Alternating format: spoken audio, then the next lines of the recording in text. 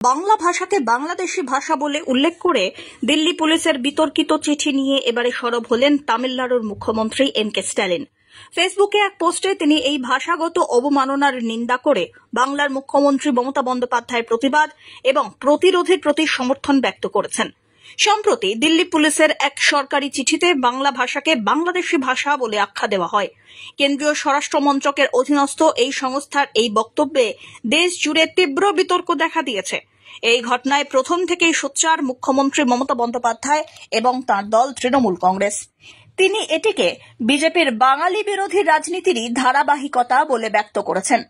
এই প্রেক্ষাপটে তামিলনাড়ুর মুখ্যমন্ত্রী এম.কে. স্ট্যালিন মমতা বন্দ্যোপাধ্যায়ের পক্ষে অবস্থান নিয়ে ফেসবুকে লিখেছেন, কেন্দ্রীয় স্বরাষ্ট্র মন্ত্রকের অধীনস্থ দিল্লি পুলিশ বাংলাকে বাংলাদেশি ভাষা বলে জাতীয় সঙ্গীতকে যে ভাষায় লেখা হয়েছিল তাকে অপমান করেছে। অহিন্দি ভাষাগুলির ওপর এই হামলার মুখে মমতা বন্দ্যোপাধ্যায় ঢাল হয়ে দাঁড়িয়েছেন। তিনি এই আক্রমণের জবাব না দিয়ে ছাড়বেন না। ব্যুরো রিপোর্ট, আজ বাংলা।